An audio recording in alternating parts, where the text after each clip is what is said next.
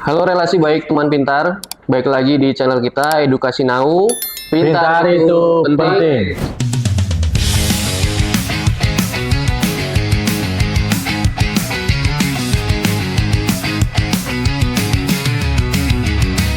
Ngobrol santai tapi penuh makna. Relasi baik bukan drama. Isi kepala bukan cuma gaya. Ada nilai berilmu dan bermoral juga. Edukasi Now, ruang bersuara. Beretika tapi tetap bersuara. Podcast kita penuh value untuk kamu para relasi baik.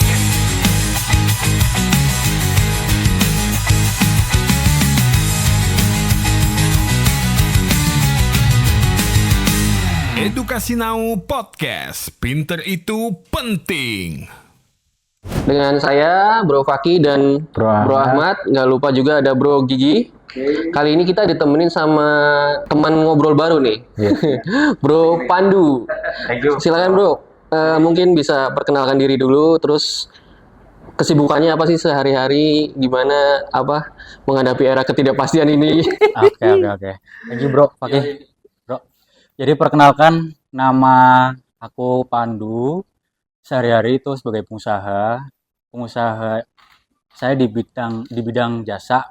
Jadi ada ngurus STNK dan punya rekanan itu dengan MOU dengan leasing-leasing. Kalau di Tegal Kota itu hampir semua leasing lah, 25 leasing.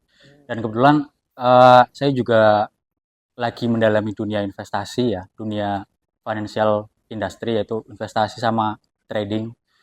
Dan bidangnya itu di kripto, terutama di Bitcoin sih. Jadi tiap hari ya saya mantauin perkembangan. Berarti harus ekonomi. update ya Mas, masalah ekonomi yang lagi penting apa update. gitu ya. Iya, ngikutin terus berita makroekonomi.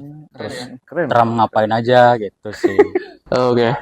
Selamat datang Bro Pandu di podcast kita. Thank you, Bro. Kali ini kita mau bahas apa Bro? Oke, Bro Fakih, kali ini tentu saja pembahasan di podcast Edukasi Now memasuki episode 3 ya. Jadi apa yang kita bahas kali ini kaitannya dengan masih isu-isu relevan yang menjadi pembahasan di Indonesia ya. Jadi baik generasi Z maupun masyarakat umum, dan isu-isu ini masih berlanjut, masih dibahas, bahkan kalau kita lihat pemberitaan belum selesai nih. Iya. Nah, kira-kira apa nih Bro Gigi isu? Jadi isu-isunya tuh yang mungkin menjadi kegelisahan di masyarakat ya Mas ya. Yang mungkin masyarakat tuh bertanya-tanya, ini sebenarnya ada apa ini?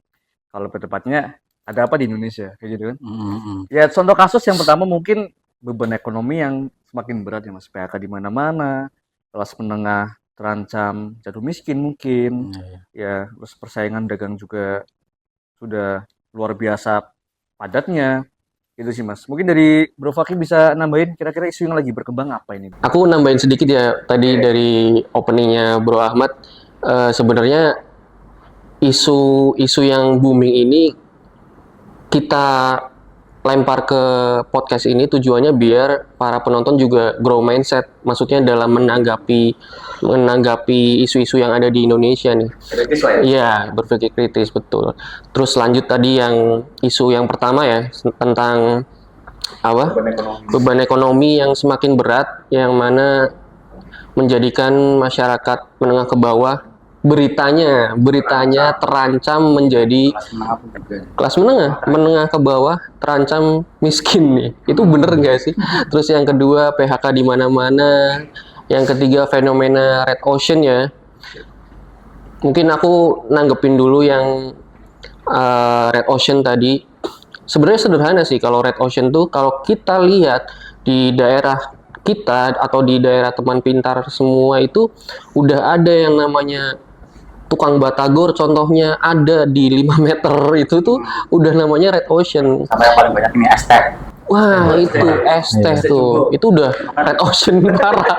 Kebanyakan lah. Iya, udah berdarah-darah. Bukan pengembangan ya Mas. Bukan. Dari segi ekonomi itu bukan ya? Bukan, itu sebuah hopeless Iya, mereka di mau apa kebingungan dari masyarakat yang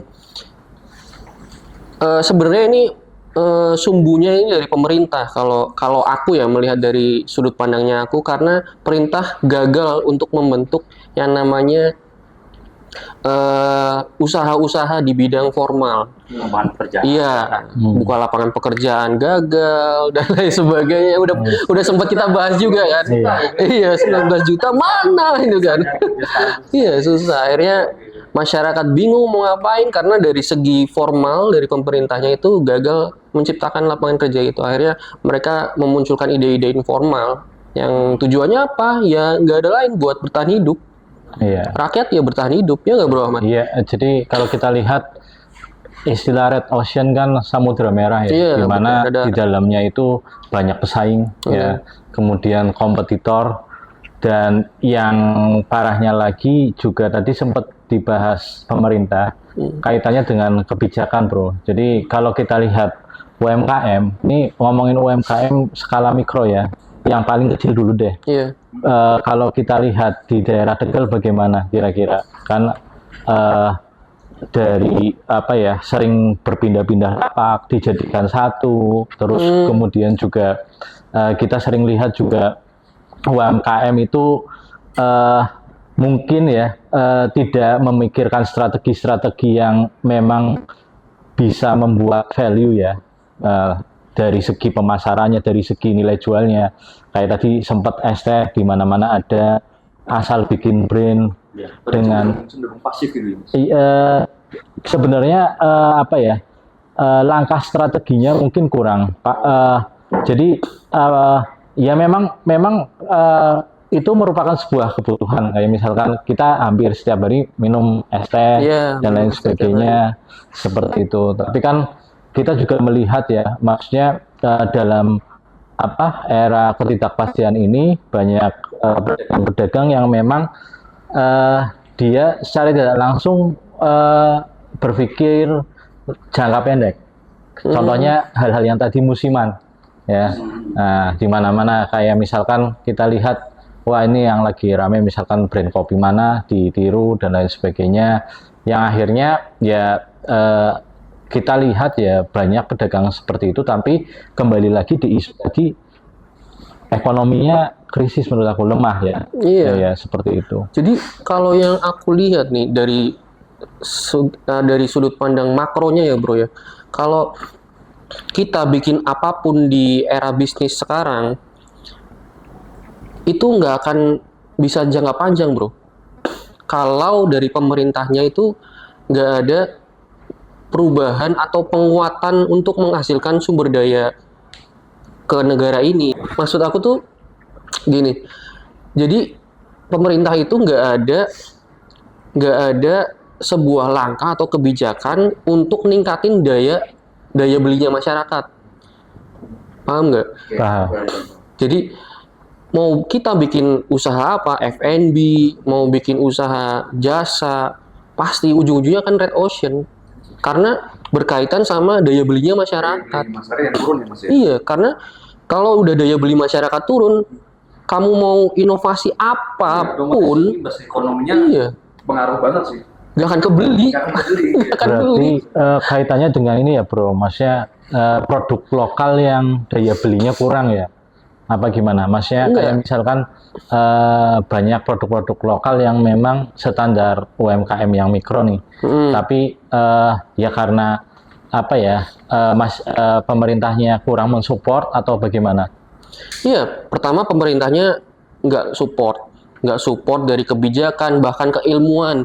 Bikin UMKM kan nggak sekedar hanya misalkan es teh murah, kan nggak kayak gitu. Dari Cina aja kita bisa contoh tuh, apa kayak ada brand teh yang ngejualnya aja satu cupnya 40.000. Itu dia jual brand kan. Kalau UMKM emang mikir, yang es teh yang di Indonesia deh, emang mikir.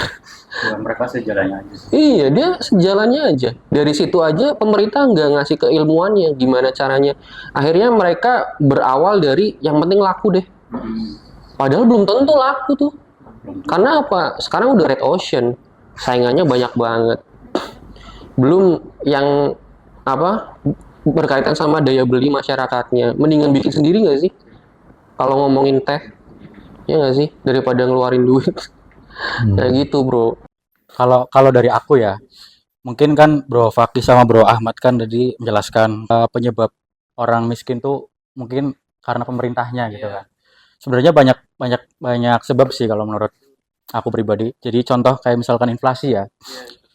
Musuh pertama orang miskin mungkin ya itu kan inflasi. Jadi kan yang namanya uang ya, uang fiat, rupiah, misalkan uang 10 juta gitu ya. Itu kan nilainya kan terus turun. Karena kan uang itu kan dicetak terus ya. Cetak tanpa ada underlying apapun kan. Cuman kertas kan sebenarnya uang kan. Nah, sebenarnya kan balik lagi mungkin di sisi lain pemerintah mungkin bisa support soal pendidikannya. Tapi dari masing-masing pribadi sih menurut aku juga harus punya rasa untuk mau belajar ya. Misalkan contoh belajar investasi lah. Contoh misalkan daripada punya uang 10 juta, jangan 10 juta deh, 1 juta taruh di cash doang, itu kan tergerus. Selama 5 tahun kan nilainya turun terus. Jadi kita bisa belajar aset tertentu yang bisa naik, misalkan ada saham, ada Bitcoin atau ada misalkan contoh eh, banyaklah aset lah, ada kalau yang kelas tinggi kan mereka kan selalu mainin yang namanya invest ya. Jadi mereka punya jam tangan mewah itu kan buat invest tuh. Jadi orang-orang yang kaya itu kan pemikirannya sudah lebih maju, sudah lebih tahu banyak hal dibanding orang yang miskin ini. Jadi menurut aku sih balik lagi kelas menengah bisa hilang ya karena mereka kalah bersaing, mereka juga mungkin tidak mengikuti yang namanya perkembangan zaman, mereka stuck di bisnis yang mungkin sudah sunset gitu kan. Jadi menurut aku sambil menunggu, sambil kita dorong terus pemerintah buat bergerak, dari kita sendiri juga harus bergerak sih ya. Berarti kesadaran diri. Kesadaran diri. Kalau kita tuh perlu gitu loh. Perlu. Menambah ilmu, Mm-mm. apa investasi tadi. Boleh nanya nggak bro? Masalah investasi.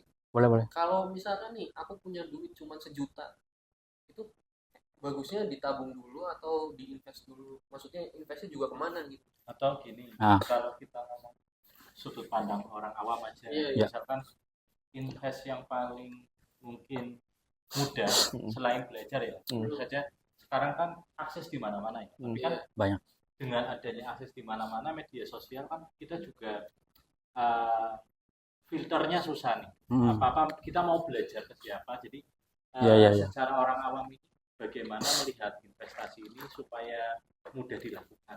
Nah, sebenarnya invest itu kan sebuah kegiatan yang ketika kita bisa lakukan invest itu sebenarnya lebih tepatnya sih kalau kita duitnya udah banyak sih sebenarnya itu lebih bagus buat invest. Cuman mungkin kalau dari aku sih saran kalau dari orang yang awam atau belajar atau mungkin kapitalnya masih kecil ya, misalkan baru 1 juta, cara terbaik buat dapat duit sih ya kerja dulu pertama. Kerja dulu ya. Kalau punya nabung punya uang dingin ini kan uang yang nggak dipakai. Oh gitu. Uang yang dipakai misalkan punya uang dingin ya let's say 500.000 lah, itu uang jangan sampai dipakai. Nah itu bisa buat invest. Itu sih invest bisa di mana aja sih. Contoh paling gampang misalkan taruh di saham lah, saham BCA. Nah itu kan nilainya bisa naik tuh. Bank BCA kan saham nomor 1 di Indo ya. Jadi per tahun kan naiknya lumayan tuh. Ada berapa persen lah, 15% mungkin lah dalam Pasti naik atau ada kemungkinan turun? Naik turun gak sih mas kayaknya? Kalau BCA tuh kemungkinan naik terus. Oh iya. Jadi jangka panjang ya. Invest kan ada tahapnya sih, ada jangka pendek, jangka menengah, jangka panjang gitu. Jadi sambil kita belajar invest ya sambil kita cari income tambahan lewat kerja, lewat bisnis sampingan. Misalkan kita bekerja sebagai profesional ya. Kan kita jangan ngandelin dari satu penghasilan. Mungkin kalau dari profesional mungkin bisa punya bisnis sampingan lah, jualan apalah di weekend misalkan kalau libur gitu. Itu kan bisa membuat diri kita naik secara capital gitu sih.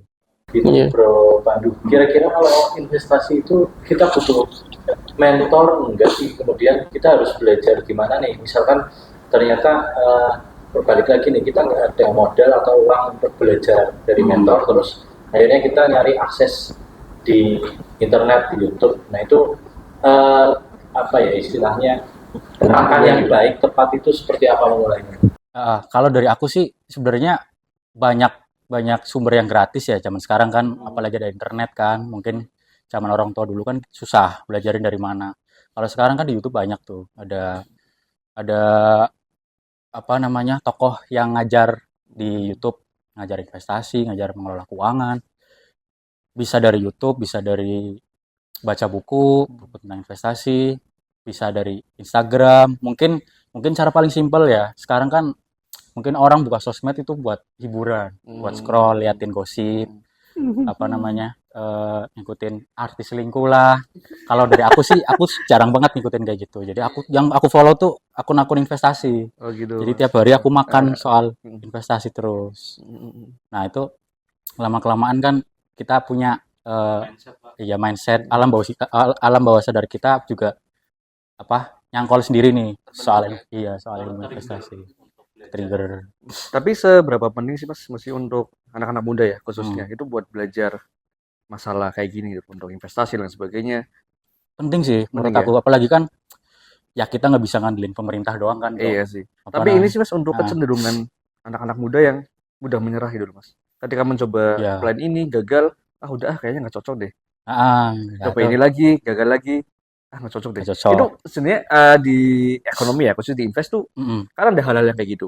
Ada. Itu kalau Mas Pandu nanggapinnya sebagai apa kalau kayak gitu? Iya, terutama kalau orang-orang seperti itu kan di dunia Gen Z ya, Gen Z. Mereka kan mudah menyerah, baperan, males, mungkin terbiasa hidup nyaman kan. Sekarang kan internet kan bikin nyaman lah, bikin males di rumah cuman buka scroll doang gitu kan. Menurut aku sih kalau kita nggak pengen jadi orang yang terbengkalai, pengangguran, ya harus belajar investasi. Nah, ini fun fact dari aku pribadi juga. Aku ada lumayan bakar duit ya soal belajar investasi. Aku juga ikut kelas nih, mungkin yang tadi bilang belajar di mana. ya. Ya kebetulan aku dikasih rezeki buat ikut kelas. Mungkin total habis hampir 100 juta sih buat belajar. Jadi ada Ngeri. ada ini kayak kelas banyak influencer lah yang ngajarin di kayak Timothy Ronald gitu kan. Aku ngefans sama dia. Oh iya Nah, iya. Banyak lah Andre Hakim yang ngajarin saham, ngajarin kripto dan lain-lain. Mereka kan praktisi. Kalau kita belajar dari praktisi kan lebih cepet tuh. Lebih cepet ya. Mereka sudah pernah mengalami yang namanya rugi, asam garam, garam, ya kayak Cicipi semua. CV semua. Kalau belajar dari ahlinya kan kita bisa lebih cepat. Iya, fast track lah. Dan saya pikir kalau orang muda mindset pengen belajar keluarin uang itu niat. Ya, kalau gratis, kalau udah bayar kan kita lebih serius. Ya kayaknya ke bawah akhirnya serius gitu. Nah, banyak sih maksudnya juga ya itu kita harus punya niat sendiri untuk belajar sih. Soalnya kan nyari pekerjaan kan sekarang susah ya, Bro. Bukan cuma lulusan SMA yang susah, lulusan kuliah kan juga sekarang susah. Fun fact juga aku pernah iseng ya di rumah butuh asisten rumah tangga gitu. Aku share lah di sosmed, yang daftar itu ada S1 bro. Oh iya Mas. Ada S1 bro. Wadidaw. Susah nyari kerja susah apa gitu kan. Iya. Ada ART. Ada ya, mereka daftar. Ya mungkin nggak tahu ya, mungkin lapangan pekerjaan yang sedikit atau mungkin mereka kerjanya pilih-pilih, aku juga nggak tahu sih. Itu nyambung juga sama ini nih yang kita sesi pertama itu loh Mas, yang masalah bahas job fair itu kan, Job fair yang ya. membludak banget itu kan. Nah, itu kan sampai ramai banget Ramai kan. banget itu kan. Sampai ribut ya malah. Iya, Oke. banget. Nah kalau seperti itu, apalagi kan Indonesia itu kan banyak yang bilang kita akan menghadapi sebuah generasi emas yang dipinggul oleh anak-anak mudanya. Iya, Ya kan? betul. Anak muda seperti Isunya kan kita. seperti itu. Nah kalau menurut teman-teman nih, dengan melihat fenomena seperti itu, apakah bagaimana menurut teman-teman dengan kita belum secara pribadi mungkin kemandiriannya kurang atau melihat krisis ekonomi yang kabarnya banyak diberitakan Indonesia akan krisis ekonomi dengan bonus demografi yang berlimpah, generasi emas katanya. Kira-kira bagaimana? Kalau menurut aku sih itu dijadikan sebagai tantangan ya Mas, bukan hambatan loh. Tantangan ya. Yes, karena memang Gen Z kan memang karakternya cenderung berbeda dengan generasi sebelumnya kan.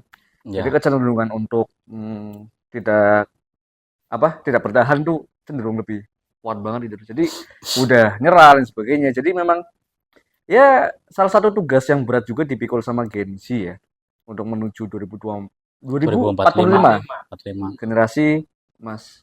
Jadi jadikan tantangan aja, jangan hambatan gitu sih Mas. Kalau dari saya ya. Kalau dari Bro Faki mungkin Kalau menurut aku sih masih jauh ya dengan kondisi fenomena sekarang, ngelihat fenomena sekarang, kalau pemerintahannya nggak berubah, masih gini-gini aja lah. 2045 Indonesia Emas nggak bakal kecapai sih, karena kalau pemerintah itu tetap dengan caranya yang sekarang melihat bonus demografi, kalau tidak dimanfaatkan ya lama-lama jadi beban demografi. Nah, pemerintah itu gimana caranya memanfaatkan bonus demografi ya bukan di jorok lower kayak gitu, maksudnya apa, nggak ada kebijakan-kebijakan apalah yang bisa mempermudah para generasi-generasi baru itu penerus bangsa biar berkembang atau gimana. Nah, tadi berkaitan bro sama isu nih yang lagi booming juga nih di Indonesia, masalah pemerintah itu sangat pro dengan oligarkinya, bahkan investor-investor asing yang sebenarnya itu mereka itu predator bro, yang mana tidak sama sekali pro sama rakyat. Padahal ini menurut isu ya bro ya, menurut isu bahwa hutang Indonesia aja dari 10 tahun ke belakang, pemerintahan 10 tahun ke belakang itu naik 6.000 triliun bro, hutangnya. APBN boncos dan lain sebagainya. Itu duit kemana? Rakyatnya masih gini-gini aja gitu loh. Maksudnya bahkan kita terjebak, banyak rakyat yang terjebak kebuntuan, akhirnya Red Ocean buka usaha asal-asalan, UMKM stuck di situ aja, yang harusnya dilestarikan nggak ada kebijakan dari pemerintah juga. Nah itu menurut Bro Ahmad gimana nih bro? Kalau dari sudut pandang nanti teman-teman juga mungkin bisa menyampaikan juga kaitannya dengan isu yang berkembang sekarang ya. Menurut saya pada akhirnya pemberitaan saat ini ya membosankan bagi saya ya. Artinya apa ya? Apa yang menjadi tontonan akhirnya tidak ada tuntunannya ke generasi muda. Ya banyak yang saling apa ya bersaing ya antar partai politiknya, antar kekuasaannya. Banyak juga isu-isu yang berkembang yang tidak selesai-selesai ya. Dan akhirnya rakyat ini dalam tanda kutip seperti dibodohi itu. Ya, contohnya kayak misalkan isu-isu IKN ya. Kita lihat IKN banyak investor, tapi sekarang ngomongnya investornya nggak ada. Itu di berita ya bro? Iya, isu lah. Ya, kemudian ada pagar laut yang kaitannya dengan kekuasaan. Iya. Di mana pagar laut itu ya gimana? Laut itu dipagar-pagar. Iya, nggak ada gunanya lah. Nggak ada gunanya. Kemudian hukum di kita saat ini fenomena menyoroti hukum ya. Artinya kalau menurut saya pribadi hukum itu udah di bawah kekuasaan. Benar nggak? Faktanya sekarang bro. Faktanya. Itu fakta apa isu bro? Kalau saya lihat saya sepertinya fakta ya. Fakta ya? Wow. Nggak usah saya aja wis. Saya kan awam. Yang lain gimana wis? Aku ngerasain bro. kumpul ke atas. Aku ngerasain, nah itu dia. Apa pengalaman tuh? Oh, iya pengalaman itu. Pengalaman. Kayaknya ya ibarat kayak senggol bacok lah. Sekarang lah. Nah menurut Bro Gigi nih yang terkait dengan hukum bagaimana melihatnya saat ini? Ya fenomena hukum saat ini di Indonesia memang banyak menjadi perhatian masyarakat ya mas. Ya. Itu kebijakan-kebijakan yang dijalankan oleh pemerintah, keputusan-keputusan, ya apalagi sekarang lagi dikembangkan isunya kaum lembong, ya kan. Itu akhirnya menarik perhatian masyarakat yang dengan keputusan-keputusan dari aplikasi hukumnya itu sendiri, yang masyarakat pun bisa membaca luas ya mas ya terkait dengan KUHP dan sebagainya.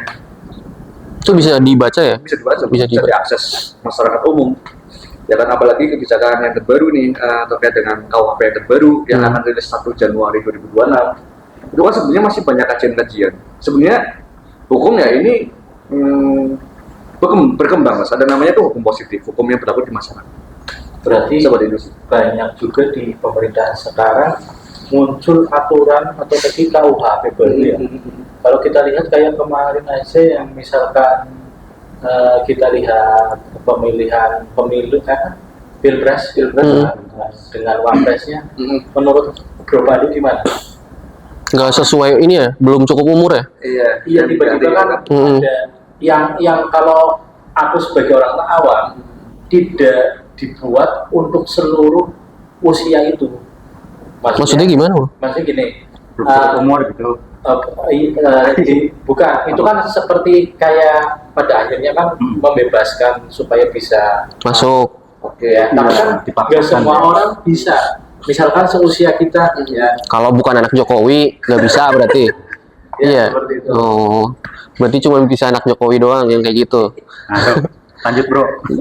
Ya itu mah udah fakta, maksudnya yang digoreng di Indonesia juga udah kayak gitu. Kita udah nggak usah nutup-nutupin apa, udah emang orang udah banyak yang tahu. Terus lanjut nih bro, yang parah lagi nih PPATK. Soal rekening tahu nggak? Iya, itu beritanya hangat. Iya itu booming banget, itu beneran nggak sih? Maksudnya ada yang ngalamin nggak? Maksudnya temen atau saudara ada yang udah ngalamin nggak? Ada beberapa alumni mahasiswa. Oh iya. Nah, jadi apa namanya ya? Kenapa dalam pikiranku sih gini, Bro. Memang aku belum mengikuti beritanya secara ya, baru scroll. Kenapa yang diserang itu yang rakyat biasa gitu loh, rakyat kecil ya. Maksudnya ngeblokir rekening 3 bulan itu ngaruhnya ke rakyat kecil gitu. Ya banyak fenomenanya seperti itu, maksudnya tiba-tiba diblokir ya. Iya. Bahkan kan ada isu yang menarik yang ada orang tuh yang viral menabung terus memang tidak ATM-nya digunakan di saat ada keluarganya yang mau operasi dan tidak bisa rekeningnya diblokir, nggak bisa diambil gitu dan ngurusnya ribet. Kalau aku sih emang sempat ngelihat-lihat berita itu tentang rekening diblokir sama PPATK dan ya masyarakat yang ngomentarin itu bener-bener ngerasain gitu. Kalau yang aku lihat sih, cuman nggak tahu itu beneran apa enggak ya videonya, apa cuman masyarakat yang iseng. Tapi ya dari petani, contohnya petani deh yang aku sempat lihat videonya tuh, ada petani yang nabung duitnya itu 4 bulan sekali. Kan rekeningnya nggak ada ini deh. Iya, emang cuman buat nabung aja dan nggak ada arus mutasi. Memang tujuannya seperti itu. Iya, cuman buat nabung. Tapi pas mau dipakai ya itu tadi rekeningnya diblokir. Lucu ya. Karena gini loh, pas kebijakannya kayak gini sebetulnya masyarakat udah tahu belum ya sebelumnya ya? Kok tiba-tiba langsung muncul isunya kan langsung pemotongan aja kan? Iya. Ratusan miliar nggak sih kalau nggak salah? Iya. Iya kan? Iya. Nah ini sebetulnya Kayaknya udah teh belum ya? Yang dikumpulkan dari blokir tuh. Nah itu aku Kemarin baru keluar beritanya. Jadi itu kan pemerintah sekarang kan lebih banyak nyusahin rakyat kecil ya. Iya benar. Mungkin mereka nggak bisa bersaing dengan luar negeri, mereka ketinggalan dengan negara tetangga, dengan persaingan global. Yang bisa mereka incer ya rakyatnya sendiri. Banyak lah. Contoh sekarang kan banyak pajak yang diterapkan tuh. Aneh-aneh tuh pajak sekarang kan ada Kondangan. ya istilahnya pemerintah kesejahteraan kayak preman mungkin ya. Mereka malah terus duit rakyat dari pajak. Pemasukan utama pemerintah kan dari pajak. Mereka tuh bisa. Tapi kalau negara maju pemasukannya nggak dari pajak sih bro. Banyak kalau negara maju. Iya, banyak sumber pendapatan yang lain selain pajak.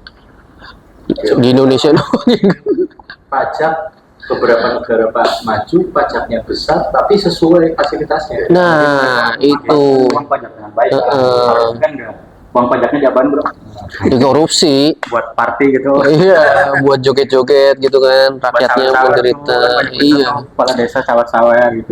Nah, itu yang nggak habis pikir sih aku, kenapa sih orang-orang kayak gitu bisa jadi gitu loh. Bisa jadi pejabat, bisa jadi wakil rakyat lah istilahnya kayak gitu. Itu coba dong tanggepin gimana sih? Mungkin ini ya sebagai pemerintah juga mungkin merasa senang karena negaranya terlalu Bodoh. Mungkin ya. Mungkin gitu. Soalnya kan rakyat ini kan gampang dikadalin sama hukum-hukum. Iya. Sama mereka Karena nggak tahu ya. Ini kan suka mengakali hukum. Benar-benar.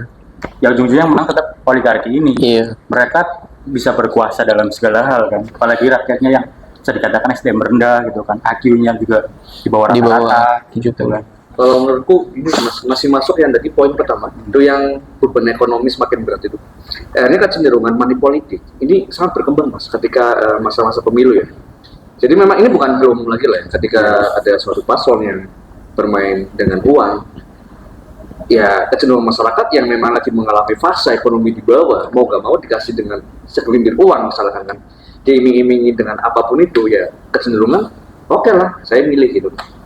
Itu loh, jadi landasannya memang money politik ini belum bisa kita cegah sih mas sebetulnya. Gitu ya. Itu walaupun dari pemerintah mungkin sudah memberikan aba-aba boleh politik dengan sekian, contoh dengan cendera mata mas sebetulnya. Kalau yang saya tahu ya. Jadi bukan dalam bentuk uang sebetulnya. Misalnya dalam nominal 25.000 boleh nih, tapi dalam bentuk cendera mata sebetulnya. Tapi kan sekarang kan enggak. Iya. Serangan fajarnya kan Serangan fajar yang aku tahu pernah tuh ada 500.000 bro per orang. itu satu paslon. Gede banget. Satu orang Satu orang tuh ya. per orang 500.000. Di tingkat mana? Tingkat sini daerah. Iya. Gede banget ya. Ya itu yang kemarin bro. Kayaknya kita udah bahas juga. Iya sih. Kalau menurut teman-teman semua nih, PPATK itu ngeluarin aturan 3 bulan rekening diblokir, setuju nggak? Kalau dari saya sih ya, lihat faedah dampak yang terjadi saat ini ya rasanya kurang ya. Pada akhirnya merugikan masyarakat yang banyak isu-isu yang berkembang, apalagi ditambah apa namanya ya akhirnya kalau saya lihat masyarakat enggak, bahkan buat candaan kan di medsos, lebih baik nyimpan uangnya di balik bantal, jalengan gitu. Balik ke manual, balik ke Zaman berubah. Iya. Oke bro, kalau tadi ya kita ngomongin rekening nganggur Iya. dan masalah lain juga isu yang lagi ramai itu ya. Apalagi yang nganggur. Saya sering lihat berita yang mungkin menjadi mengkhawatirkan, menakutkan ketika lihat pemberitaan tanah atau lahan nganggur berapa tahun, 2 tahun. 2 tahun ya. tidak digunakan itu bisa disita. Disita negara. Ya, bilangnya seperti itu. Gitu, Cuman ya. kan aku nggak tahu nih seperti itu kenapa seperti itu? Apalagi data-data sekarang juga ya. Disita semua sekarang ya. data-data sekarang katanya mau dialihkan ke digital semua. Padahal yang namanya tanah kan Iya, penting. sertifikatnya ya. Iya, teman-teman gimana? Kalau menurut aku sih kayaknya mau dijual ke asing sih bro. Karena pemerintah butuh duit. Mau gimana BU, lagi? pemerintah BU Iya, ya? pemerintah BU kan. Utangnya disita, naik gitu. dalam 10 tahun naik 6.000 triliun. Mau gimana kalau nggak Bayarnya pakai uang rakyat ngambil tanah rakyat dijualin ke asing? Ya, Sebenarnya itu jadi kunci ada yang kejadian nggak sih? Kalau rekening kan beritanya langsung ada kejadian ya. Kalau yang tanah udah ada bro. Kalau dilihat di internet ya, udah ada yang kejadian. kalau saya lihat beritanya banyak notaris yang bilang segera diurus segera ini. Padahal kalau ngurus Mahal, ngurus mahal. Pajaknya Pajaknya nggak fasilitasi juga ya ini buat urus kayak gitu. enggak dilempar ke notaris. Sebenarnya kalau punya tanah kan ya kalau nggak punya duit buat bangun ya dibiarin kan. Itu kan Iya. juga tanah. Investasi Buat- ya. investasi. Buat pewaris juga kan, maksudnya buat jangka panjang lah, namanya invest tanah kan. Iya, orang udah capek-capek mahal beli tanah. Iya, masa mau Buat disita? invest, Itu kan akhirnya naik. menurutku nggak logis. Masa disita? Kira susah yang pemerintah Iya, gitu ya. pemerintah lagi. Ya itu beberapa hal yang lagi dicoba sama pemerintah sih buat dapat penghasilan. Ini ada lagi nih yang lucu nih. Apa itu? Marketplace mau dipajekin bro isunya tuh. Oh iya, kayak Iya. Shopee gitu ya. Marketplace semua. E-commerce ya. Iya. Kalau Mau dari dipajekin. isu tersebut ya banyak kan orang bingung, apalagi saya masih gini bingung dalam artinya kok tiba-tiba ada aturan seperti ini, cuman sebelumnya belum Dasarnya apa gitu ya? kenapa harus pajakin Iya. marketplace. Mm-mm. Nah, itu maksudnya fenomenanya seperti apa sih? ya karena fenomenanya ya bagi pemerintah menguntungkan itu kesempatan mas buat pemerintah sih. Iya, Lebih tepatnya mungkin- enggak sih? Iya enggak sih? Itu mungkin lahan basah bagi pemerintah ya. Yes, karena pemerintah melihat oh ada yang lagi menarik nih kan, yang lagi Dan digemari masyarakat. yang mengkonsumsi kan banyak banget Iya. di Indonesia Apalagi penggunanya. udah digital kan, Iya. orang beli di online. Pajak marketplace-nya seperti apa nih? Jadi pajakin misalnya Bro Ahmad punya Biaya toko, ini nggak sih? punya toko di marketplace misalkan Shopee atau apalah, itu harganya itu nanti dipajakin ke pemerintah. Udah dari marketplace-nya kita dipotong, Jasa pelayanan plus juga. ya administrasi dan lain-lain. Terus kita dipotong lagi pajak ke pemerintah. Gitu. Itu kan double berarti. Lebih mahal kan barangnya. Iya, barangnya jadi lebih Orang mahal. mau beli juga lebih mahal gitu. Baik lagi sama daya beli masyarakat. Kalau mereka nggak punya duit, kita mahalin harga, nggak laku barangnya. Iya. Ekonominya perputarannya nggak jalan. Nggak jalan lagi, mati lagi sekarang kalau digituin. Kalau Iya. mikir lagi, kita udah, misalkan nih, Bro Ahmad udah beli, kan apa namanya, biasanya orang-orang yang punya toko itu, mereka punya barangnya dulu tuh. Punya barangnya dulu, udah nyetok tuh mereka dari luar negeri, mau impor sih kebanyakannya kan. Udah nyetok banyak, kebijakannya jadi deh 10% dari pemerintah. Udah dipotong dari Shopee-nya 10%. Nah, kalau Bro Faki nih yang bisnis F&B, kalau di misalkan aplikasi Gojek itu dibajakin nggak GoFood, GrabFood? Kalau sekarang belum. Belum ya? Tapi Ada ininya, kecenderungan ya. ya itu kan beritanya itu. Oh iya. Marketplace mungkin nggak tahu ya kalau buat aplikasi selain itu, termasuknya apa sih? Grab, Gojek itu Belum bajakin ya? Kayaknya udah deh. dipajakinya dari aplikasinya, Dari aplikasinya, bukan dari pemerintah. Kalau ya, berarti. iya kalau F&B kan restorannya yang di pemerintah, yang dari pemerintahnya. Dan yang fakta unik lagi, saya kemarin baru lihat berita katanya kalau ini sih menarik sih, maksudnya kayak misalkan orang yang sering flexing yang begitu mewah akan dipajak. Nah itu sih. Ya itu isu baru tuh, konten kreator. Iya, konten kreator. Mm-mm. Itu sih nggak apa-apa kalau memang banyak mudorotnya ya. Tapi kan Kayak KPI bro, lama-lama. ya, tapi ya kalau disamaratakan, nah itu yang misalkan konten kreator yang harus dipajakin, Yang duitnya banyak, pajakin aja bapak lah ya. yang flexing gak jelas kayak gitu. Ya di Cina kan udah tuh. Oh di Cina udah. Di Cina udah. Konten kreator yang dia suka flexing itu udah nggak boleh bro sekarang. Pada ditarikin sama pemerintah, diinterogasi. Karena apa? Di pemerintah Cina itu peduli sama rakyatnya. Ketika melihat apa yang ada di media sosial itu flexing itu menimbulkan yang namanya kecemburuan sosial bro. Cemburuan ya.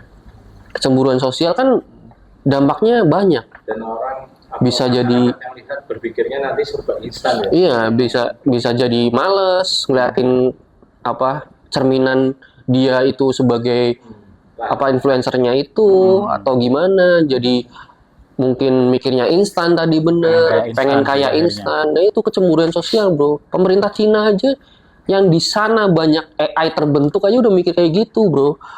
Di Indonesia teknologi apa sih nggak ada, tapi secara sosialnya tuh di sini tuh nggak ada juga. Di China bisa mikir penggunanya. Mikir penggunanya juga bro.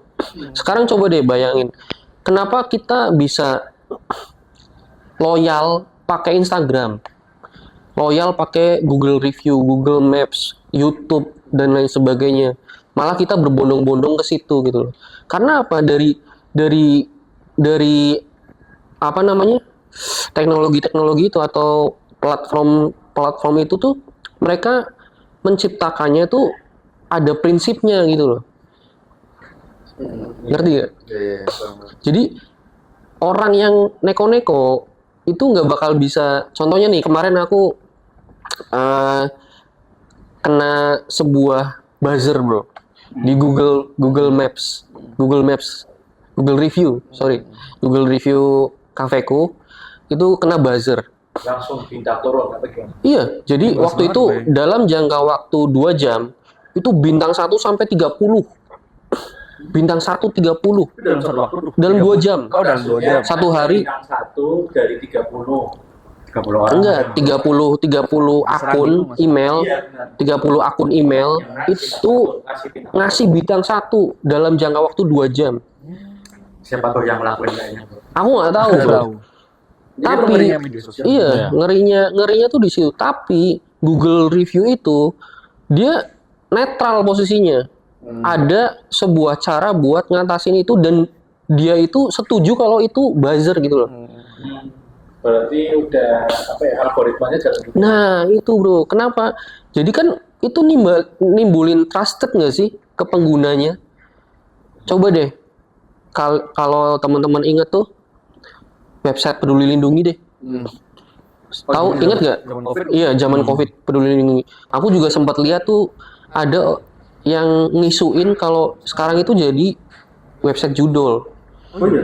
Iya, kalau aku cek sekarang Peduli Lindungi juga udah ganti websitenya, nggak tahu yang lama di mana. Padahal itu kan website dulu kita masukin KTP, masukin data diri dan lain sebagainya. Iya, banyak data pribadi kan. Sekarang jadi website apa nggak tahu. Dan pemerintah ganti websitenya yang baru, Kemenkesnya, Kementerian Kesehatannya. Nah itu lanjut lagi nih, ada isu yang lucu juga menurut aku sih, yang olahraga dipajekin tuh. Dengar nggak? Apa sih yang lagi rame kayak padel? Iya, olahraga yang baru tuh padel dipajekin. Terus apa? Misalkan lagi olahraga, terus tapi ada keramaian, menimbulkan keramaian di situ di Jakarta sih, maksud waktu itu aku lihatnya di Jakarta, menimbulkan keramaian di GBK lagi lari-lari kayak gitu tuh didatengin sama penjaganya, nggak boleh ngadain event, katanya dipajakin di situ. Padahal kan rakyat pengen sehat kan, pengen sehat kan. Iya, area publik di GBK loh. Itu baru di Jakarta, kalau di daerah gimana ya? Kayaknya rakyat jadi malas olahraga.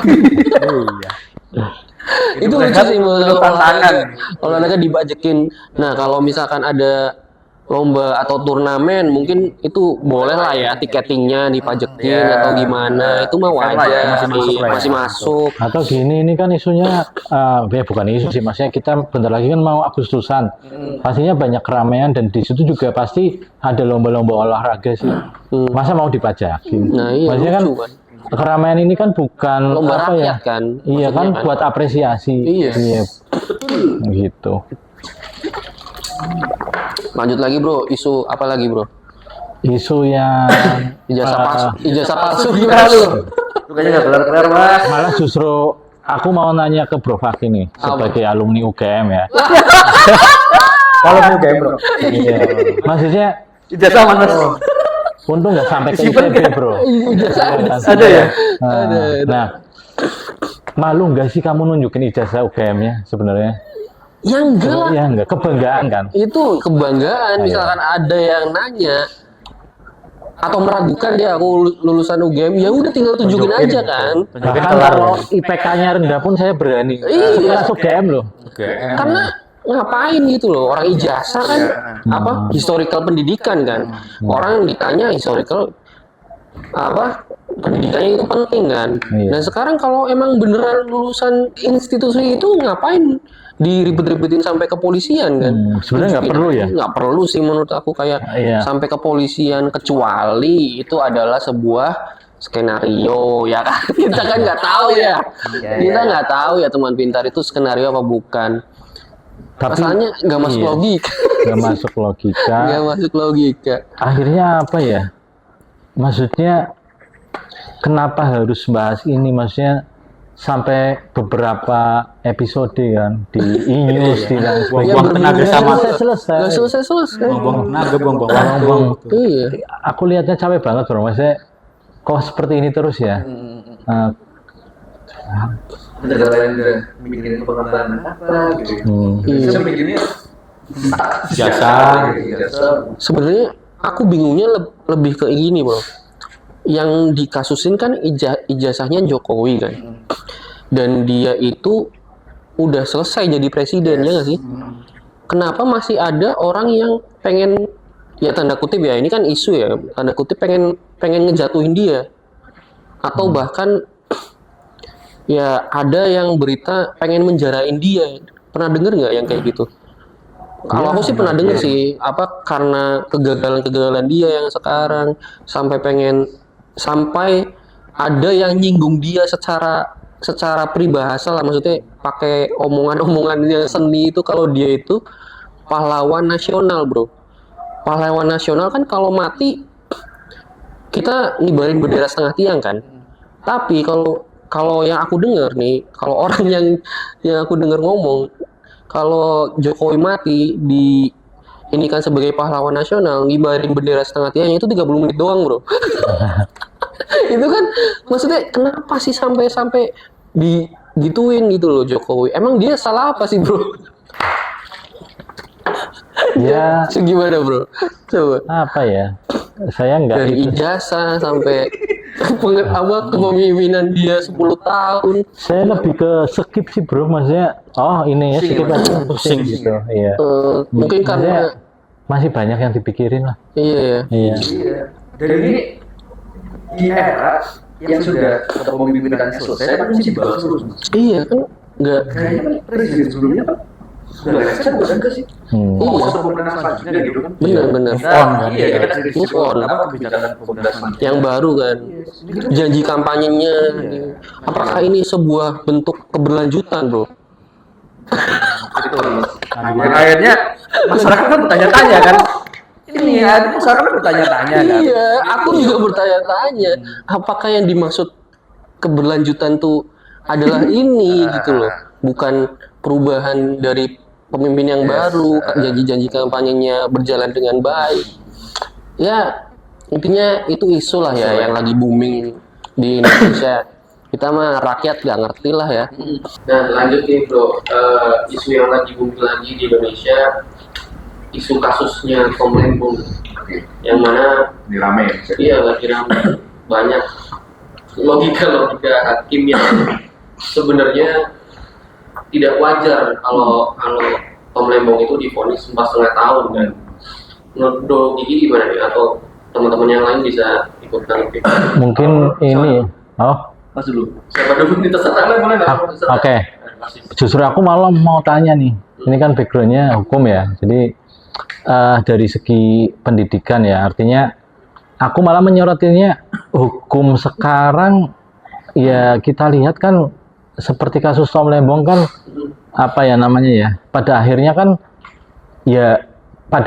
yang saya lihat masyarakat peka terhadap hukum, intinya pengen cari tahu banyak hal. Nah, terkait dengan kasus ini menurut Bro Gigi gimana? Kan ada hal yang diblot nih, contohnya tadi ekonomi kapitalis ya, tapi itu vonisnya kan, tapi sebelum vonis kan kita lihat ada istilah mens rea. Nah, mungkin bisa dijelasin Bro Gigi. Oke.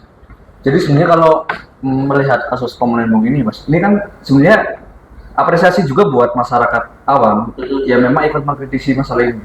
Jadi kan seakan-akan masyarakat tertarik juga nih kan, peka masalah hukum gitu kan. Iya. Nah ini balik lagi nih, masalah kebijakan yang diambil oleh hakim ini walaupun belum inkrah ya, itu belum tetap. Tapi memang sebelumnya ada beberapa hal yang nggak wajar, Mas. Kemudian coba kita kelas balik dulu deh. Thomas Trikasih Lembong, biasanya Tom Lembong kan bahasanya kan, itu dituntut berapa tahun? 4,5 tahun. 4,5 tahun, didenda kurang lebih 700 sekian, ya 750 juta. Itu memang kalau dari vonis-vonis yang dibacakan hakim itu memang sebelumnya lepas dari tuntutan pidana, gitu.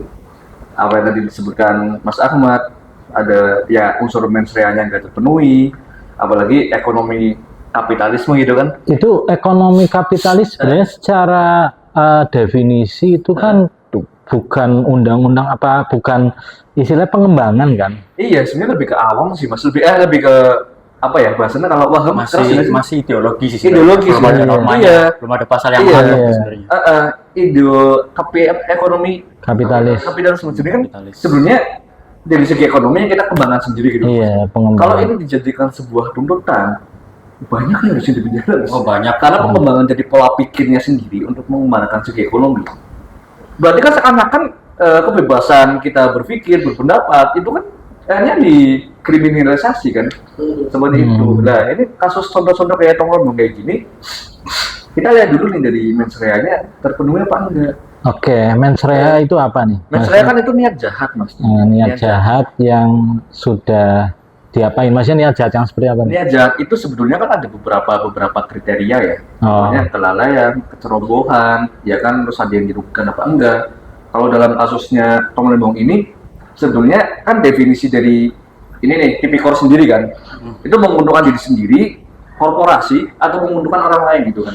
Berarti niat jahat ini bukan dari Tom Lembong maksudnya? Sebetulnya bukan, Mas. Bukan, tapi dari orang lain. Ya, Sebenarnya nggak ada niat jahat sih. iya, sebetulnya kan memang Tom Lembong itu kan menjalankan kebijakan ya. Oh Menjalankan gitu. kebijakan dari atas. Berarti ada perintah. Sebenarnya kalau dari yang saya baca ya, itu memang sebenarnya ada perintah. Iya, ada perintah Mas sebetulnya. Makin mengerucut. Karena posisinya kan Tom Lembong ini kan sebagai pelaksana nih. Otomatis Waktu itu Tom Lembong kan Menteri Perdagangan. Menteri Perdagangan ya kan. Tahun 2016. Yes. Itu kan sebenarnya make sense gitu ya, seorang menteri itu jalan sendiri tanpa ada perintah. Sebenarnya kalau dia, sorry Mas, dari segi negara kredit banget nih, ya kan, terus menteri dikasih hak untuk udah ambil sendiri, ya ini kebijakan itu nggak merugikan rakyat, itu oke kan? Oke. Tapi di sini satu sisi hakim juga mengatakan si Tom Lembong ini nggak menikmati hasilnya, ya kan? Cuma tuntutannya adalah si Tom Lembong ini ekonomi kapitalis, ya kan? Sama menyalahi prosedur hukum tuh Menyalahi katanya prosedur tuh. hukum, ya kan? Sebenarnya gini, kalau menyalahi prosedur hukum dari segi saya, Mas, kalau secara administrasi itu sebelumnya bukan pidana, Mas, tapi ranahnya ke PT UN dulu nggak sih? Iya. Karena kita tata usaha negara dulu Hukum nggak sih? tata negara. Iya. Gitu ya. Pidana itu sebenarnya jalan terakhir, Mas. Iya.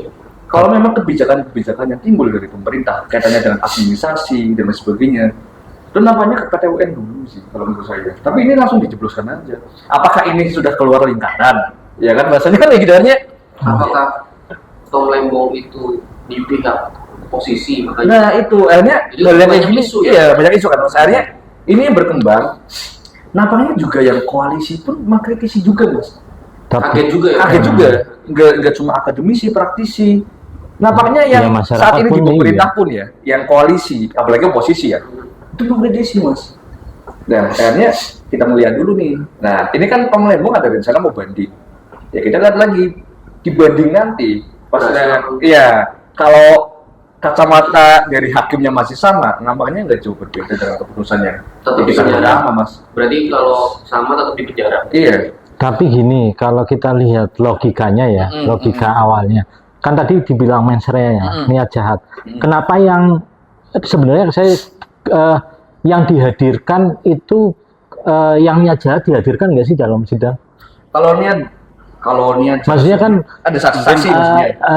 hakim ini kan harusnya apa namanya ya bisa memberikan suatu fakta logikanya supaya apa namanya ya istilah mens rea ini tidak hanya pada Tom Lembong, maksudnya yang lain itu kan kayak tadi ini diperintah. Iya. Berarti kan yang mens rea sebenarnya di luar Tom Lembong. Nah itu dihadirkan nggak sih di situ? Mungkin aku bahas ini Iya, ya. coba Mas Pandu deh. Latar belakangnya dulu ya. Jadi Tom Lembong itu kan pas 2016. Tom Lembong itu kan Menteri Perdagangan tahun 2015, 2016 ya. Jadi riwayatnya itu di awal tahun 2016 menjelang Lebaran itu kan stok gula terbatas. Stok gula terbatas dan harga gula jadi mahal. Makanya di situ Tom Lembong ini mengambil diskresi itu kewenangan atas pejabat kementerian untuk melakukan kebijakan demi kepentingan rakyat. Yes, tidak merugikan kan? Tidak merugikan. Iya, Nah, oke. waktu itu Tom Lembong punya solusi nih mengimpor yang namanya GKM, gula kristal mentah. Nah, yang jadi masalah di vonis hakim itu kan yang mengimpor ini kan harusnya BUMN. Iya. Nah, sedangkan saat itu BUMN itu nggak ada yang bisa beroperasi. Yes. Makanya Tom Lembong ini mengambil jalan yang efisien dan cepat, yaitu Pihak swasta. mengutus perusahaan swasta untuk mengimpor sekaligus mengolah GKM menjadi gula kristal putih. Setelah itu GKP ini kan didistribusikan ke rakyat lewat PPI. Jadi yang jadi masalahnya kan vonis hakim itu kan bilang Tom Lembong itu kan nggak mens rea ya, nggak ada niat jahat. Terus untuk kepentingan rakyat, terus juga dikatakan juga ekonomi kapitalis. Itu kan aneh. Iya. Aneh kan karena Tom Lembong kan melakukan ini kan demi kepentingan rakyat. Saat itu juga berhasil kan kebijakannya. Jadi gula kan harganya jadi stabil. Terus jadi nggak langka. Terus juga dibilang kapitalis kan, kapitalis itu kan menguntungkan orang lain ya. Ya gimana nggak menguntungkan orang lain, itu kan kebijakan yang ditetapkan saat darurat dan menggunakan perusahaan menggunakan swasta kan wajar lah, itu kan bisnis. Masa swasta nggak dibayar? Kalau nggak dibayar kan namanya charity, nyumbang gitu. Nyumbang. Itu juga terus dibayar dong. Karena BUMN saat itu nggak ada yang bisa Operasi. Iya. Waktu itu Dia dianggap merugikan BUMN kan. Iya. Kan ada sempat isu itu. Iya, sempat katanya nggak ada persetujuan dari Nah, sama itu ya.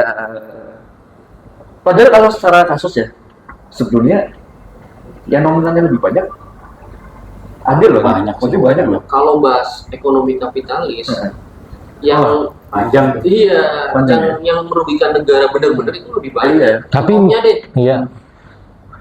IKN bro, Oh, IKN. 89 apa 86 triliun. Sekarang jadi apa?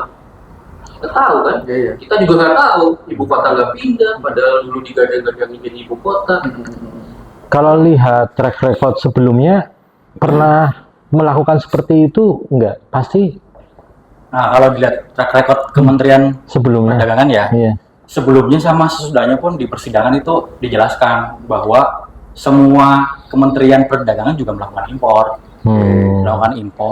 melakukan diskresi tanpa ada rakortas atau rekomendasi Kemenperin kan katanya. Mereka nyalain semua tuh, sama persis kayak Tom Lembong. Bahkan lebih gede kan. Bedanya. Tapi kenapa Tom Lembong yang diincar? Iya, bedanya apa? Bedanya mungkin Tom Lembong mengganggu kepentingan Mungkin rezim tertentu. Dan itu bisa dilihat kenapa baru diusut sekarang ya? Apa gimana?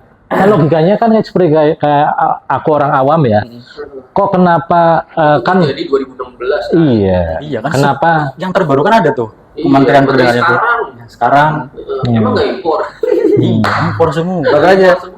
Jadi sebenarnya kalau kasus ini nanti mas, kalau emang diingkrahnya itu ternyata vonisnya penjara, nanti kalau dia kejadian kayak gini lagi, kedepannya bisa nih ditunda kayak gini juga. Gitu. Banyak yang kena nanti. Iya. Ya tergantung. Karena keturunan hakimnya nggak ada kan sebelumnya kan. Iya. Gitu. Tergantung kedekatan sih. Iya. Ya, Nggak tahu. yang tadi aku bilang bro, kalau kita lihat fenomenanya, hukum itu di bawah kekuasaan. Iya. Gitu aja sih ngomongnya. Jadi Sebenarnya jadi masalah kan Tom Lembong ini kan sosok yang sebenarnya kan melakukan kebijakan yang demi kepentingan rakyat. Iya. Repotnya kalau ke depan ada kejadian kayak gini lagi, ada seorang pejabat yang niatnya tulus, nggak ada niat jahat, nggak nikmati uang sepeser pun demi mengatasi krisis, terus ada kesalahan tertentu yang dicari-cari, kan pejabat kan sekarang kan mungkin jadi lebih hati-hati ya, mungkin lebih malas berurusan lagi kan, karena ada kemungkinan ke depan juga bisa divonis penjara kan.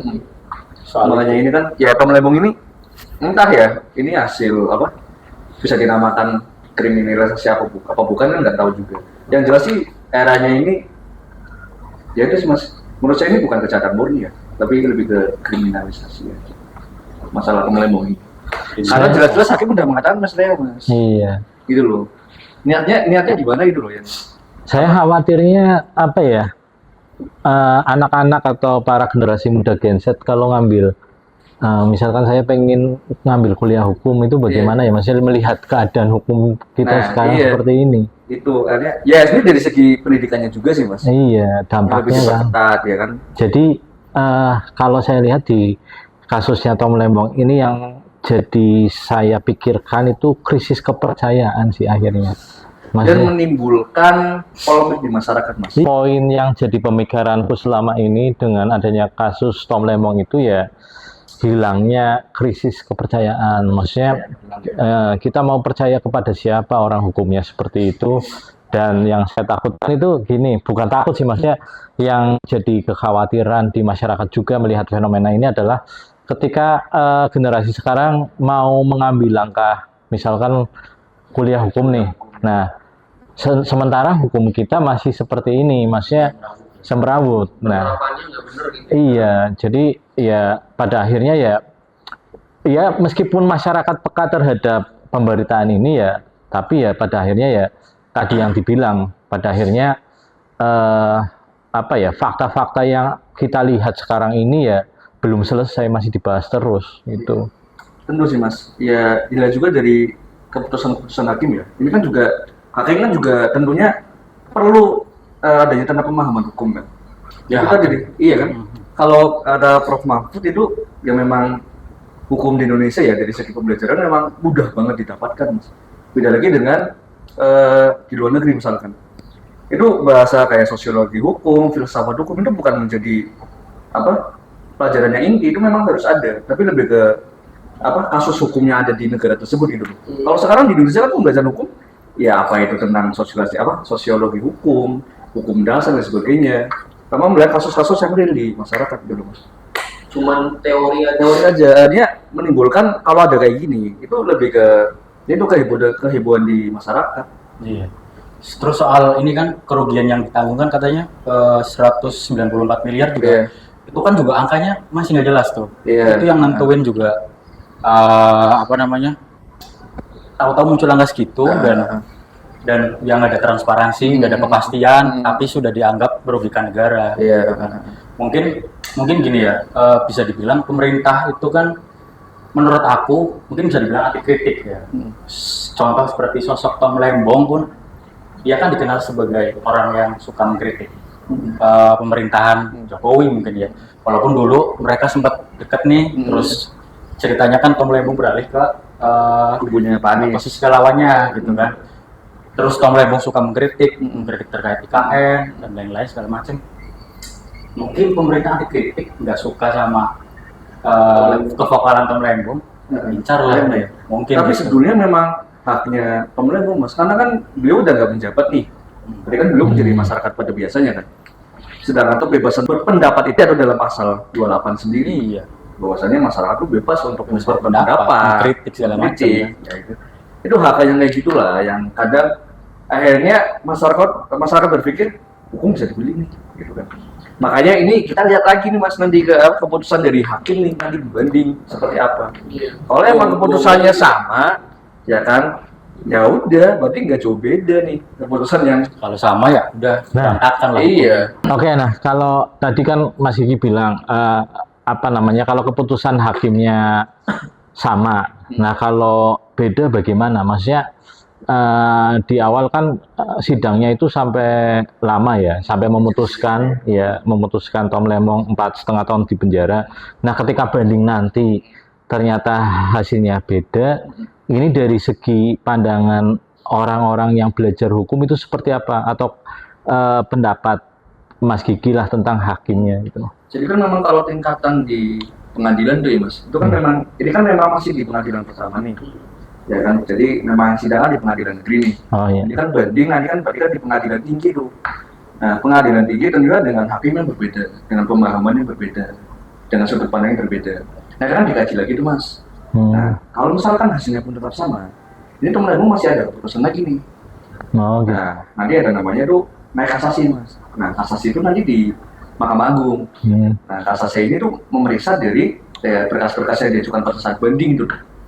Nah, ketika sudah kasasi, dikatakan sudah inkrah, ya sudah diputus. Tapi ketika nanti di suatu hari ya, ini kita bicara, ini kan belum inkrah nih, jadi kita masih bisa berpendapat bebas kan. Soalnya sudah inkrah, mau diapakan lagi. Tapi pun ketika sudah inkrah, ketika didapatkan novum, bukti baru, itu bisa dimuat kembali Mas.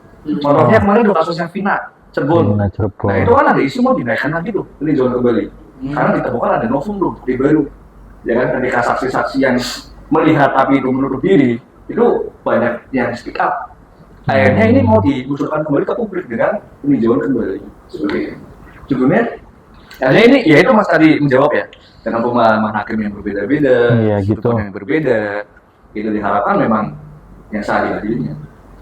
Iya, diharapkan sih seharusnya. Seharusnya sih jangan divonis ya, seharusnya ya yang diharapkan kita lah. Soalnya kalau ternyata tetap divonis kan ya ke depan jadi berantakan, maksudnya iya, dan harus logis Mas, kalau divonis harus logis, kenapa iya. itu, jadi biar masyarakat tuh tahu ya kan, nggak mengawang-awang, karena jelas-jelas ada mengatakan yang saya Tom Lembong tidak menikmati hasil yang dia katakan gitu kan. dia nggak menikmati hasil sendiri, mungkin menguntungkan orang lain, mungkin ada sukses itu ya, tapi kan kita nggak tahu nih merugikan rakyat apa enggak gitu. Kayaknya gitu mas, mensrea ini yang akhirnya menimbulkan polemik di masyarakat. Niat ya beda ini ya, niat juga belum tentu niat juga. Contohnya nih mas Rea, ada orang berkendara di jalan nabrak orang, orangnya meninggal, itu maksudnya jahat apa enggak? Kalau orangnya sengaja ngebut, terus pengen sengaja nabrak nih karena ngincer nih, itu udah jahat. Iya, tapi kan niat itu dari dalam diri kan. Itu memang harus ada di niat. persidangan itu yang memang agak susah. Nah tapi, contohnya gini deh, ada orang pembunuhan, ya orang pembunuhan didasari tanpa niat dan tidak ada niat, itu pasalnya berbeda mas. Kalau berencana kan 340 tuh, hukuman mati atau 20 tahun kan. Lebih berat. Nah kalau di tadi contoh kasus kecelakaan yang menyebabkan orang lain, itu namanya lalai mas. Menseanya masuk karena memang dia menyebabkan orang lain meninggal. Tapi masalahnya beda. Hukumannya juga lebih ringan. Dilihat lagi kooperatif apa enggak gitu kan. Itu sih sudut pandang yang kayak gitulah, yang harusnya pemahaman hakim itu lebih tinggi mas. Tapi berarti kalau kayak gitu tergantung sama tersangkanya dong. Iya, memang ada unsurnya apa enggak. Tapi kalau dia bohong bisa juga kan? Ya memang bisa juga. Memang yang dibuktikan memang kan ada saksi mas namanya. Jadi keterangan tersangka itu di muka persidangan itu memang jarang didengarkan. Jadi memang jadi saksi-saksi, ya kan yang melihat langsung, mendengar langsung, kayak gitu mas. Nah, saksi itu kan disumpah. Berarti hakim itu kalau menurut saya logika, keilmuan, pengalaman itu harus nomor satu ya. Artinya dia harus menimbang menimbang permasalahannya jeli ya, dan tidak ada sangkut pautnya dengan pihak lainnya ya. Netral. Selain hati nurani ya mas, selain hati nurani dijalankan ya. Tapi memang pemahaman hakim sangat penting ya.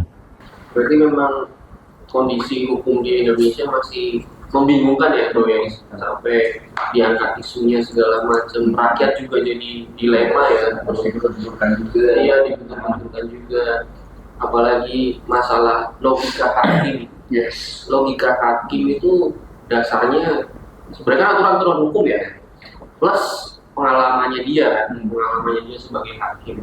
Nah sekarang nih, kalau isunya kasus Tong Lembong ini ada kaitannya dengan politisasi.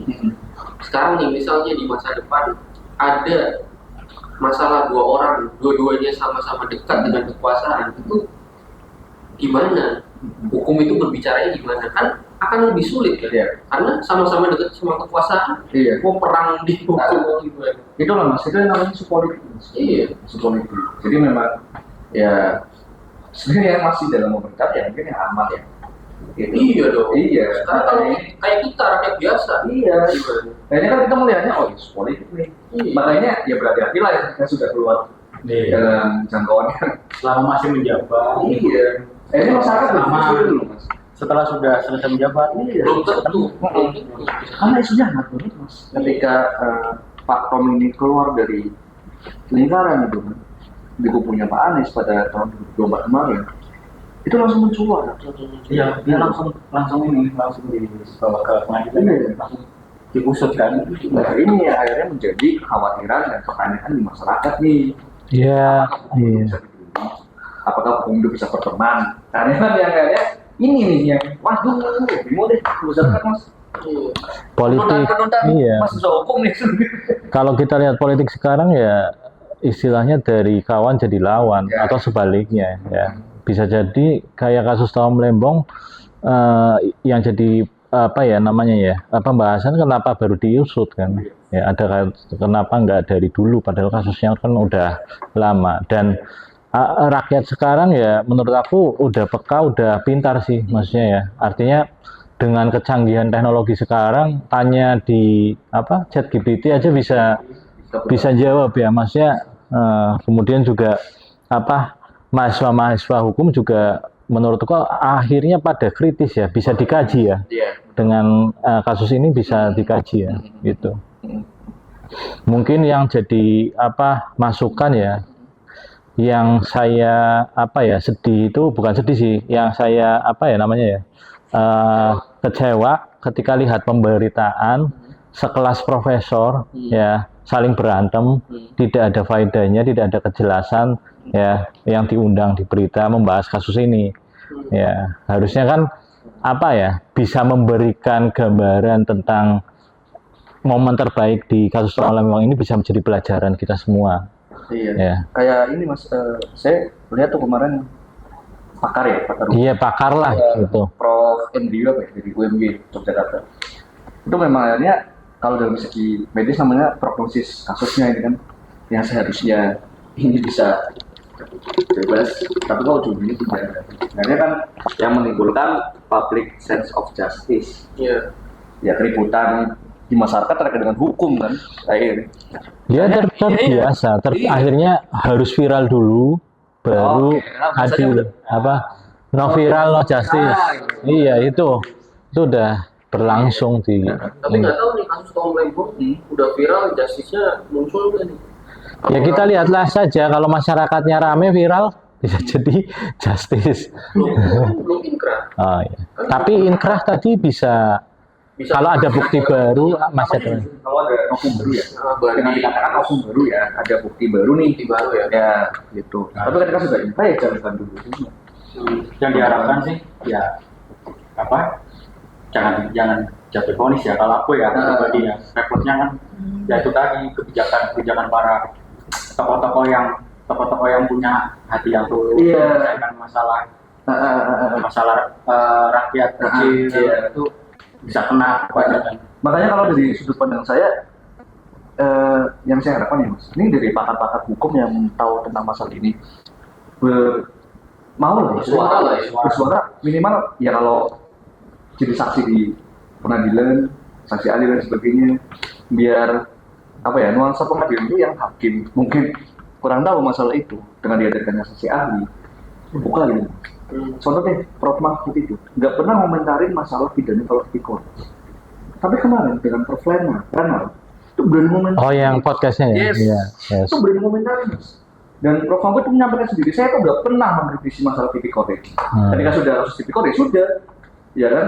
Karena kasus pidananya nyata gitu loh, ya kan? Pidananya nyata gitu. Kecuali yang ini. Iya, tapi di kasusnya oleh Bu ini kan masih mengawang-awang kan, sedangkan Pak Mahfud itu mengkritisi ya kebijakan keputusan hakimnya tuh yang mesreanya nggak terpenuhi. Dan ujungnya ada kemungkinan hakim juga itu Iya, sanksi itu.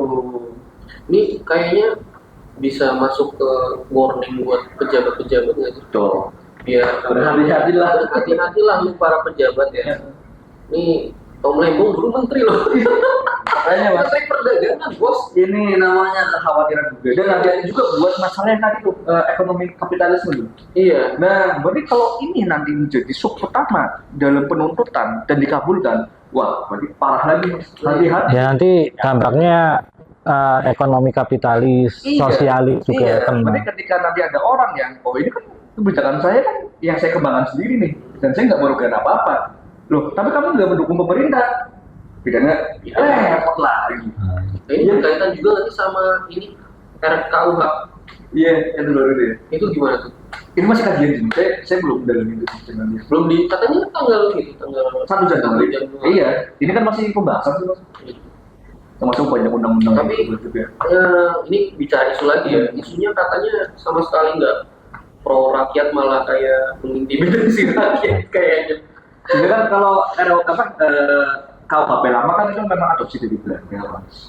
Ya kan. Nah, makanya ini kan kita adopsikan, mungkin ya, yang saya tahu itu mengadopsi dari hukum yang ada di masyarakat atau di tempat hukum positif, hukum yang berkembang di masyarakat. Positif di masyarakat. Kembangkan jadi KUHP. Nah itu, ya ini adalah peran dari DPR nih, yang mengkaji, mengawal, ya kan, mengkritisi kebijakan peraturan terbaru itu, KUHP baru. Tapi kemarin aku lihat isunya katanya DPR di demo. Masalah apa? RKUHP ya? karena tidak melibatkan rakyat dalam merevisi itu KUHP itu berarti kan senatnya sendiri nggak sih? Ini isu ya, saya juga nggak tahu artinya gimana. Isu ya. DPR mungkin rakyat ya. Mudah-mudahan jangan malam-malam ketok palu langsung ya. Kayaknya yang saya baca KUHP banyak banget ya. Banyak mas. Banyak banget ya. Subnya banyak. Cepat banget ya. Apakah DPR kita jenius? Waduh, namanya jadi Oh jenius ya, kita doakan jenius ya. Namanya juga orang biar ya. anti kritik lah ya. Iya. Yang penting gak anti kritik. Iya, libatkan masyarakat. Iya dong, libatkan. Agar kita kasih bareng buka gitu, lebih enak. Nih kira-kira kalau Indonesia gini terus turun ini dimasukin ya turun kan ya kayaknya yang dari tadi kita bahas itu isunya banyak kan negatif ya bro ya semoga ini kan bentar lagi 17 Agustus ya benar-benar merdeka lah Indonesia ya semoga juga para penguasa yang sekarang pemimpin kita wakil rakyat kita juga sadar ya kalau Indonesia rakyat Indonesia tuh butuh yang namanya pemimpin yang baik lah ya bro, yang peduli, yang pro sama rakyatnya, bukan pro sama oligarki atau investor yang sebenarnya predator. Jadi kalau dari aku sih rakyat kayaknya makin kesini makin pintar ya, makin melek juga, makin peka juga, yang mana kalau yang aku lihat kayaknya semakin kesini rakyat tuh makin gak diem gitu, mulai banyak influencer yang vokal di media sosial, di YouTube dan lain sebagainya. Bahkan aku juga mulai tergerak hatinya buat yuk kita bareng-bareng buat Indonesia merdeka. Karena capek ya. Iya, karena capek ngadepin 80 tahun loh bro Indonesia yang dikatakan merdeka, Tapi masih gini-gini aja. tapi masih gini-gini aja. Seakan-akan berperang sama. Iya, kalau dilihat dari sejarah dulu pembuatan jalan yang kerja rodi itu kerja romusa itu yang ternyata duitnya dikorupsi sama orang pejabat kerja sendiri. Aduh, itu udahlah diberhentikan 80 tahun kita jadi negara berkembang. Capek nggak sih rakyatnya? Capek juga yang udah pada tua kan. Ya intinya peradaban nggak mati lah. Semoga aja Indonesia semakin bisa pemimpinnya ya makin bisa sadar kalau rakyat tuh butuh untuk dipedulikan. Semakin cerah. Semakin cerah lah ya. Menurut Bro Ahmad gimana nih Bro? Kalau dari saya ya masyarakat sekarang kesadaran sosialnya udah tinggi. Ya, artinya yang menjadi pemberitaan ya kadangkala menjadi sebuah kritik untuk membangun kesadaran juga bagi pelaku-pelakunya gitu. Jadi harapan saya ya ke depan termasuk kita bikin podcast seperti ini kan juga atas dasar kesadaran sosial kan. Nah, seperti itu. Jadi ya ke depan ya tadi Indonesia cerah, kemudian juga hal-hal yang kayak gini ya hal-hal yang seperti ini harusnya jangan berlama-lama masalah-masalah yang kita bahas ya. Nah, iya. Ya, kita lihat generasi sekarang menopang Indonesia emas ya, bahas itu yang fokusnya harusnya ya. Nah, jadi kalau kita lihat ya harapannya reaksi ya, lebih banyak reaksi daripada reaktif sih gitu aja sih. Bro Gigi gimana bro? Kalau dari aku sih mas lebih menyoroti tentang hukumnya ya. Jadi memang hukum itu harus dijalankan, normanya hukumnya itu harus jelas untuk publik sih. Jadi jangan sekarang kan lebih digandeng dengan ide dan filsafatnya dari pemangku kebijakan hukum itu sendiri kan. Padahal sudah ada hukumnya tertulis dulu. Tapi kok ya kadang-kadang nggak sesuai kan. Iya, hanya ya masyarakat ya kita harapkan lebih aktif, lebih kritis dengan kebijakan-kebijakan pemerintah yang mampu gitu kan. Masyarakat juga tentunya harus paham nih tentang isu-isu politik, mana yang harus diambil, mana yang harus ini mereka bukan deh. Filter lah. Ya di filter, maksudnya kayak gitu kan. Ya, gitu sih mas. Intinya semoga dengan Indonesia emas yaitu dari segi hukumnya bisa berjalan dengan baik, ya kan dijalankan. Ya masyarakatnya juga semakin tahu tentang hukum, terutama hukum yang berlaku di masyarakat ya. Akhirnya masyarakat dan hukum itu harus hidup berdampingan. Karena kalau nggak ada hukum semuanya jadi kacau. Wah, langsung ubah biar tahu. Bro Pandu, bagaimana? Kalau dari aku ya, aku berharap para penguasa atau para pemerintah ya, tolonglah lakukan punya hati nurani, punya kebijakan yang benar, jangan memeras rakyat terus, rakyat jangan bagiin terus.